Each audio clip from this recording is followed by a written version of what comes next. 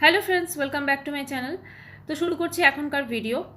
তো এইমাত্র আমি চিঙ্কি পালের একটি লাইভ দেখছিলাম আর কি। লাইভটা চলছে অলরেডি। আসল রূপ পুরো বেরিয়ে পড়েছে, বুঝলেন?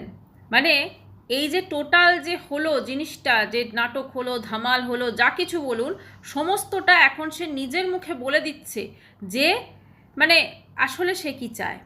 অ্যাকচুয়ালি এই মা মেয়ে দুজনকে না ওয়াইটি থেকে সিম্পলি বিশ্বাস করুন, আমি কোনোদিনও খারাপ কথা বলি না, বাট এদের এই মা মেয়ে দুটোকে না ঝেঁটিয়ে বিদায় করা উচিত ওয়াইটি থেকে। কতটা নির্লজ্জ, হ্যাঁ, কতটা মানে বেহায়া আমি ভাবি খালি। আজকে সে একটি লাইভ করছে, সেই লাইভটা সে উল্টো পাল্টা কথা বলে যাচ্ছে, ঠিক আছে? এবং সেখানে তাকে যখন মানুষজন প্রশ্ন করছে যে তুমি তোমার জামাইকে আসতে বলছো তো জামাই ষষ্ঠীতে, তখন বলছে কি করে বলবো বলো, আমার মেয়ে তো গেল ওখানে, দুটো তিনটে বাড়ি আগেই বা পরেই গেল, হ্যাঁ, দুটো তিনটে বাড়ি আগেই গেল, কিন্তু আমার জামাই একবার ডাকলো না। ওর মেয়ে কি কোনো ভিআইপি নাকি যে তাকে শ্বশুরবাড়ি যাওয়ার জন্য তাদেরকে আমন্ত্রণ জানাতে হবে? ওটা তো ওর নিজের বাড়ি, ওটা তো ওর নিজের বাড়ি। ওর মাই তো কদিন আগে মুখ বলেছিল না বড় করে, যে ওটা তোমার নিজের বাড়ি, ওখানে খাবারের প্রতিও তোমার অধিকার আছে, সমস্ত কিছু। তাহলে সেই নিজের বাড়িতে সেই মেয়ে কেন যেতে পারেনি? কারণ সেই মেয়ে যখন এসেছে তখন তার স্বামী এবং শাশুড়িকে যথেষ্টভাবে অপমান করে এসেছে। লাইভে রীতিমতো মা গান গাইছে, আমার হৃদয় বাহিরে অন্তরে অন্তরে আছো তুমি, হয় তুমি আছো। মেয়েও গান গাইতে গাইতে সিঁড়ি দিয়ে ওপরে উঠছে। মানে এরা দুজনে মা মেয়ে নটঙ্কি। আজকের লাইভটা নিশ্চয়ই যারা সমাজসেবিকাগণ আছেন তারা দেখবেন, তারা অবশ্যই তাদের টিপ্পণী দেবেন। কারণ সত্যি কথা, এরকম যে মানে এই দুটো জিনিস যা দেখছি আমি, এরা মানুষ কিনা আমার ভাবতে খুব অসুবিধা হয়। আজকে রিতম অবশ্যই দোষী, ওর অবশ্যই দোষ আছে, ছেলেটা প্রচণ্ড নোংরা, প্রচণ্ড কিছু। কিন্তু এই মা মেয়ের উদ্দেশ্য একমাত্র এটাই ছিল যাতে এই রিতমকে জব্দ করা যায়, এবং সেটা তারা করতে পেরেছে। রিতম ভিডিও দিতে পারছে না। আবার চিঙ্কিপাল বলছে আমি তো যতদিন বাঁচবো ততদিন ভিডিও দেবো। কেন দেবো না? আবার ওখানে জিজ্ঞেস করছে যে আপনার মেয়েকে ডাক্তার যে দেখানোর কথা বলা হয়েছিল, আপনি ডাক্তার দেখিয়েছেন? কেন ডাক্তার দেখাবো কেন, আমাদের মাথা তো ঠিক আছে। মানে টোটালি পাল্টি, ঠিক আছে? এখন বলছে মেয়েকে আর শ্বশুরবাড়ি পাঠাবো না, কারণ ওখানে ওরা তো ডাকেনি, মানে ওনাকে আমন্ত্রণ জানাতে হবে। ওনার মেয়ে কি যারা ওর শ্বশুরবাড়ি সম্পর্কে উল্টোপাল্টা কথা বলেছে তাদের বাড়িতে গিয়ে নেচে গিয়ে এলো, সেখানে একবারও তো তার শ্বশুরবাড়ি যাওয়ার প্রয়োজন বোধ করলো না, সেই মেয়েকে ওরা ডাকবে? এটা কোথায় হয়? মানে এই ধরনের যে নোংরামো ওরা ক্রিয়েট করছে এবং এইভাবে যে ওয়াইটিটাকে জাস্ট নোংরা করে রেখেছে, এর মায়ের শুধু চাই কন্ট্রোভার্সি সমস্ত কিছুতে। আজকের লাইভটা তো পুরো সমস্ত কিছু পার করে দিয়েছে। আজকের লাইভটাতে সমস্ত কিছু পার করে দিয়েছে। আজকে মানে কোনো সীমারেখা রাখেনি। এবং ওই মেয়ে আবার বলছে যে কি, অনেকে বলছে নাচ শেখাবেন আপনার মেয়েকে বা কিছু কেরিয়ার সম্পর্কে। নাচ কেন শেখাবো? ওর তো 20 বছর হয়ে গেছে, 20তেই বুড়ি, ওর যা ইচ্ছে হয় তাই করবে। ওই যা ইচ্ছে হয় তাই করতে করতেই না আজকে সে বিয়ে করেছে, এইটুকু বয়সে পড়াশোনাকে জলাঞ্জলি দিয়ে। আজকে এই এখন বলছে তো, আবার দুদিন পর দেখবেন এই মা মেয়ের হচ্ছে না, তখন মেয়ে বলবে তুমি আমার সংসার ভেঙেছো। এবারে দেখতে গেলে তো কথাটা খানিকটা তাই, জানি না, আবার মেয়েরও তো মদত ছিল। ওই যে সবাই দল বল মিলে যে ওখানে গেল ওই করতে, জমা দিতে পুলিশের এখানে, সেখানে মেয়েও গেছিল, ঠিক আছে? মানে এই মেয়েটা কত বড়, এ পাগল নয়, অ্যাকচুয়ালি পাগল নয়, এ হচ্ছে শেয়ানা। এ পাগল নয়, এ হচ্ছে শেয়ানা। সব কিছু মানে ওর মাথায় সবসময় প্ল্যান চলে। ওর মানে কি দরকার ছিল না, ওই যে ওর হাজব্যান্ডের সঙ্গে প্রাক্তনের যে খুব ঘনিষ্ঠটা, ওটা সহ্য করতে পারছিল না। ওই জিনিসটাকেও সহ্য করতে পারছিল না। ওই ঈশানী আর রিতমের যে ঘনিষ্ঠতা, এটাকে সহ্য করতে পারছিল না। সেই জন্য ওই দুটোকে জব্দ করার জন্য এই পুরো প্ল্যানটা, পুরো গেমটা মা মেয়ে মিলে খেললো। আজকে এই সমাজসেবিকারা তো অনেক মানে বড় বড় কথা বলেছিলেন। আমি ওনাদের রিকোয়েস্ট করব যে আজকে এই দুটো চ্যানেল, চিঙ্কি পাল এবং ওর মেয়ের চ্যানেল যাতে বন্ধ হয়, আপনারা সেই উদ্যোগটা নিন। আমরা এটা বলছি না যে আপনি রিতম বা চ্যানেল ফিরিয়ে দিন বা রিতম ভিডিও করুক না। ওর চ্যানেলটা যেমন বন্ধ হচ্ছে, ওর চ্যানেলটা যা হয় হবে, কিন্তু এই দুটো চ্যানেল ফার্স্টে আপনি বন্ধ করার সিদ্ধান্ত নিন। কারণ এরা ওয়াইটিতে যতদিন থাকবে ততদিন নোংরামো জাস্ট করে যাবে। এবারে আরেকটা জিনিস হতে পারে, মানুষজন সবাই তো ওখানে যেহেতু নোংরামো দেখায়, সব কিছু দেখায়, গিয়ে যাচ্ছে। একটা জিনিস হতে পারে যে ওই দুটো চ্যানেলকে আনসাব করে তারপরে সেখানে তাদেরকে জাস্ট বয়কট করা, কিন্তু সেটা কতজন মানুষ করবেন কে জানে। এই দুটো এমন হয়ে গেছে, মানে পুরো নোংরা ছড়িয়ে যাচ্ছে পুরো। আজকে চিঙ্কি পালের যে রূপটা আমরা দেখতে পাচ্ছি, কোনো কালচার নেই, কিছু নেই। আগের যতবার হয়েছে না, ও তবু একটা সীমারেখার মধ্যে ছিল, একটা ন্যূনতম ভদ্রতা বোধ ওদের মধ্যে ছিল। কিন্তু এইবারে যা দেখছি, একদম লাজ লজ্জাবিহীন, কোনো রকম লাজ লজ্জা নেই, মানে সব কিছু ছাড় একদম পুরো। ছেলেটের সেই করছে। আর মেয়ে মেয়ে তো প্রতি দিন রাত্রিবেলা লাইভ করবে, আবার লাইভ করে বড় বড় কথা, হ্যাঁ, কাব্যিক ছন্দে বড় বড় কথা, জানো কত জ্ঞান, কত কিছু। আজ একটা বলে তো কালকে আরেকটা বলে, পুরো পাল্টিবাজ, পুরো পাল্টিবাজ। জামাইকে এত অপমান করেছে, এত ইয়ে করে, এবার কোন জামাই, যে জামাইয়ের বিরুদ্ধেও কদিন আগে গিয়ে ওখানে পুলিশ স্টেশনে কমপ্লেন জমা দিয়ে এসছে মা মেয়ে মিলে, সেখানে কোন জামাই জামাই ষষ্ঠী করতে আসবে?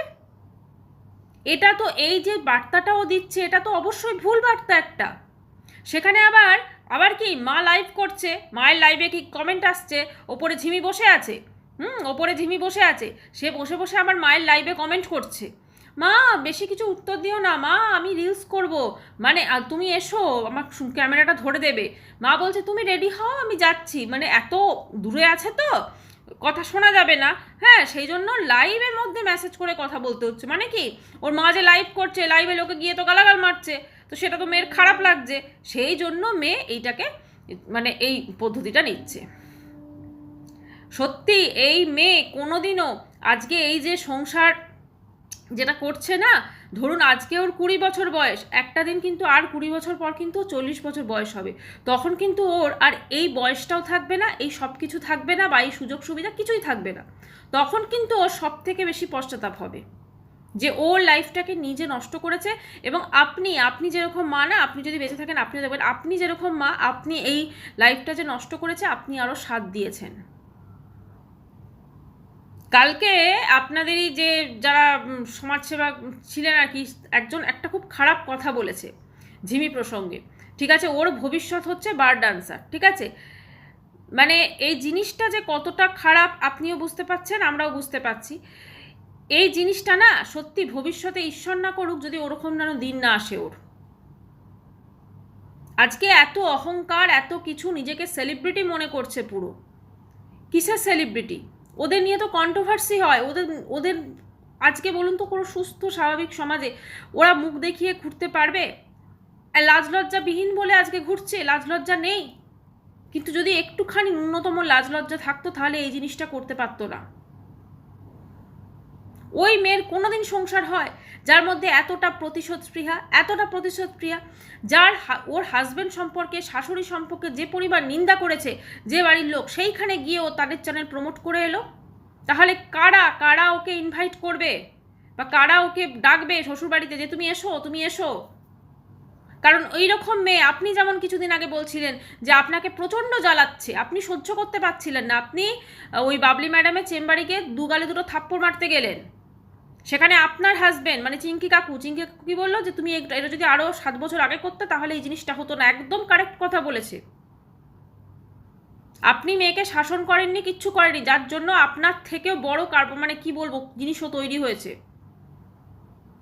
আপনি তো তবু একটার সঙ্গে সংসার করেছিলেন না, আপনার তো দুটো সন্তান আছে, কিন্তু আজকে আপনার মেয়ে, সত্যি কথা বলুন তো, ওর কি কোনোদিনও এরকম সংসার হতে পারবে? আজ তার যেরকম লাইফস্টাইল দেখছি, তার যেরকম সব কিছু দেখছি,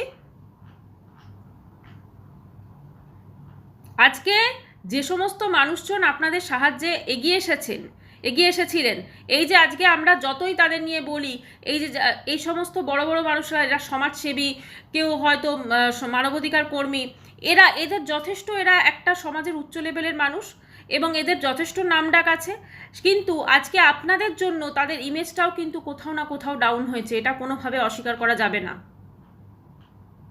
আজকে আপনাদের জন্য তাদের ইমেজটা কিন্তু ডাউন হয়েছে।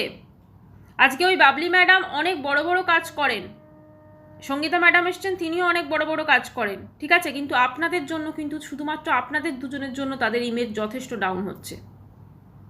আপনাদের মতো মানুষের পাশে দাঁড়ানোর জন্য মানুষ তাদেরকে উল্টোপাল্টা কথা বলছে। আপনাদের তো লজ্জা হওয়া উচিত। আজকে যত দিন যাচ্ছে মানে এমন একটা বাঁধন ছাড়া হয়ে গেছে, কোনো রকম সীমারেখা নেই, কোনো রকম কিচ্ছু। আজকের লাইফটা দেখে জাস্ট আমি অবাক হয়ে গেছি। মানে এরকমও হতে পারে, এরকম মা হতে পারে।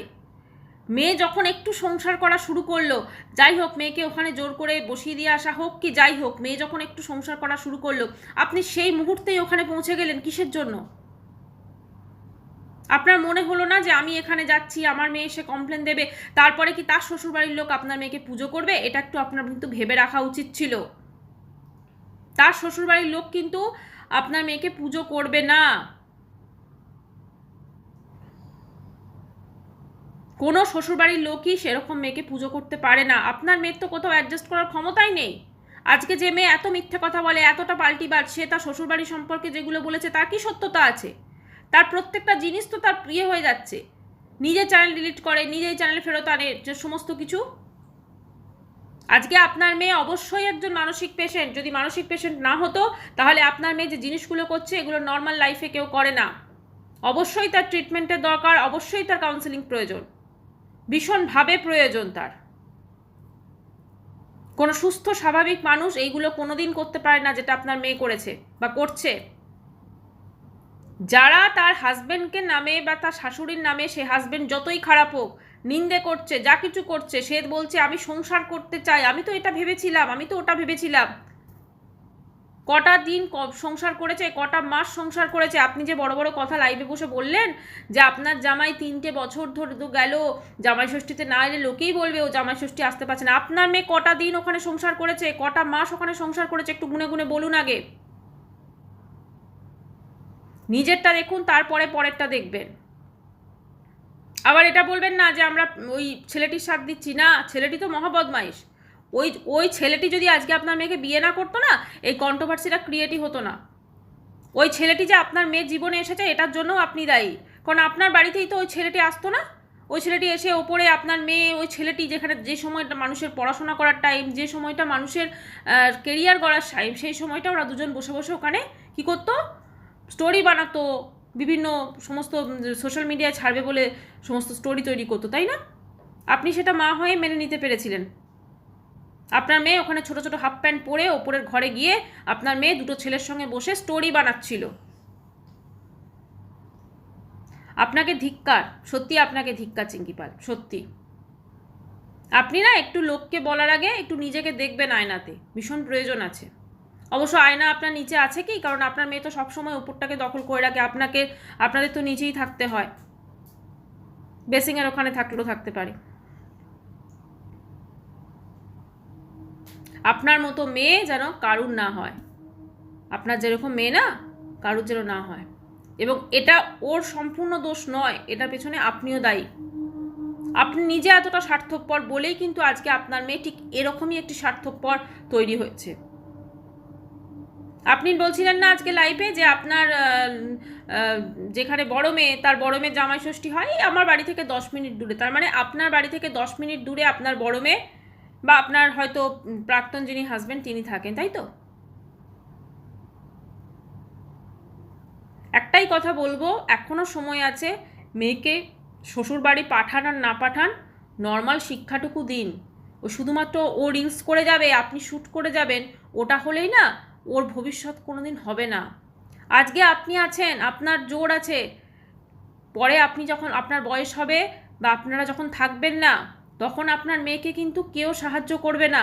তখন যেটা ওই বলেছেন কালকে আপনাদেরই ওই সমাজসেবিকার মধ্যে একজন, হয়তো ওইটা করেই তাকে চালাতে হবে।